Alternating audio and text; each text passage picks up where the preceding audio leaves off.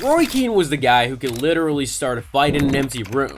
Hard as nails, both his opponents and teammates feared him, and no one wanted any smoke with the former Manchester United captain during his playing days. But it was the ultimate Uno reverse card for quite a few players because they actually made Roy Keane scared.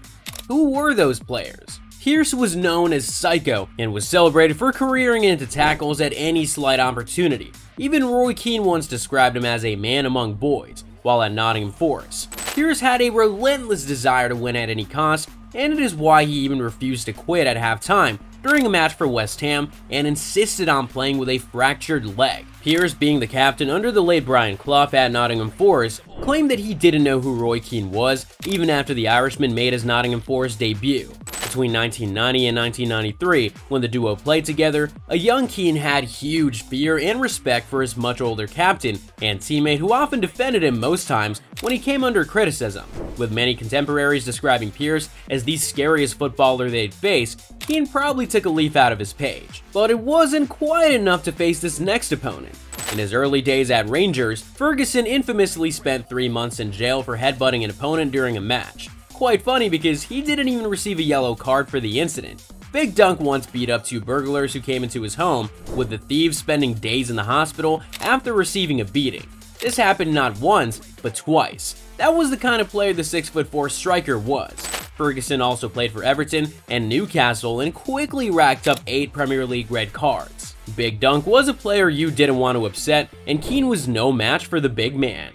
One time, the Irishman walked away from a confrontation alongside Jaap Stam, who was also a hard man when they faced Ferguson. When Keane of all people quickly backpedals from a confrontation against someone, you know that they are next level scary. It was a similar scenario with this next player.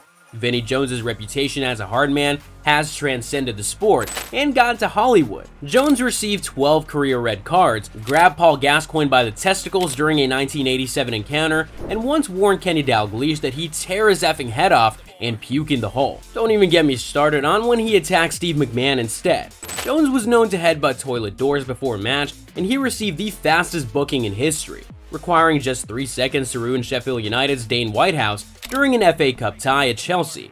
Jones always lets his boots do the talking on the pitch, and it was the same situation when he faced Roy Keane. During an FA Cup clash between Manchester United and Wimbledon in 1994, which ended in a 3-0 defeat to Wimbledon, Vinnie Jones took a swipe at several United players, including Roy Keane. The whole drama happened right in front of the referee. Vinnie, who was on the ground after Keane took the ball away from him, gave a 22-year-old Keane a headbutt to the belly while another Wimbledon player shoved Keane, but Keane simply walked away and didn't seek revenge. Everyone expected a fight to break out, but it wasn't to be. After the incident, Vinnie said, "To be honest, Roy didn't make a lot of noise when I played him." Many fans have suggested that both Big Dunk and Vinnie Jones would have eaten Keane like a bar of chocolate, and that Keane wouldn't even last 10 minutes in a rugby match. Fans also believe that Keane wasn't as tough as people made him out to be, and that he handpicked players to bully them. But what are your thoughts about those opinions? Many years later, during an interview, Vinnie Jones would say that he respected Roy Keane as a player, but never really knew him as a hard guy like himself. Jones even claimed not to remember the tackle at all. Roy Keane also faced Patrick Vieira quite a lot of times. Before arriving at Arsenal, Vieira was relatively unknown, but he quickly became a club legend thanks to his competitive nature, technical ability, and leadership skills. Vieira also had his fair share of red cards, but his rivalry with Roy Keane is one for the Premier League folklore. The pair famously clashed before they'd even gotten onto the pitch at Highbury in 2005. And it all started when Vieira squirted his water bottle at Keane. Keane was ready to have a go at the former Arsenal captain because he reckoned that Gary Neville was getting bullied by the Frenchman. Keane attempted to make his way through several players to get to Vieira, but was restrained again. However, Keane would later admit that Vieira could probably have killed him in a fight. If there was anyone who could challenge Keane without backing down, it was the former Arsenal captain, Vieira. Both players seem to have put their past behind them, having done some punditry together, but it's not quite the case for this next player. The Premier League's record goalscorer was schooled by the likes of Neil Razor Ruddock early in his career, and in no time, he was an all-action center forward. Shearer never shied away from tackles. Shearer publicly stated that Keane's bark was worse than his bite. Why's that? Well, back in September 2001, Newcastle welcomed United to St. James's Park, and there were plenty of fireworks throughout the match. Newcastle won 4-3, but before the match was over, Keane was shown a straight red card after a clash with Shearer. Keane took a swing at Shearer by hitting him with the ball after Shearer appeared to push him initially. Keane then attempted to punch Shearer afterward, but ended up knocking the card out of the ref's hand. After being sent off the pitch, Keane, who was restrained by his teammates, attempted to have another go at Shearer, but Shearer wasn't going anywhere. He gave a cold stare at Keane to show him that he wasn't afraid of him. Keane must have felt some chills from Shearer's stare, but fans continue to argue about who would come out on top if both players actually fought each other. According to Shearer, "I wouldn't back off with Roy Keane then, and I wouldn't back off with him now." We could say the same for this next player too. Shocker there, I bet you didn't see this one coming. Well, Keane's fear of Zidane was on another level, and you could tell how much the Irishman respected Zidane. He said that Zidane at 6'1" or 2 inches was a lot bigger than most people realize, and that the Frenchman was also nasty. Keane would go on to admit that Zidane was the toughest player that he had ever faced throughout his entire career. I suppose that the toughest player I played against, of course, would have been Zidane. And he was that. He did play in a 2 midfield, but a good boy to get a goal. And what you say about Zidane against 6'1", 6'2", and he was nasty. What about playing against Zidane? Oh, it was tough, mate. Do you know why? Honestly, people still to this day don't realise how big he was. When I played against him, I'm quite a small guy. I'm what, 5'10". The advice I would get from my friends in Ireland would be, the technical advice they would give me is, just kick him.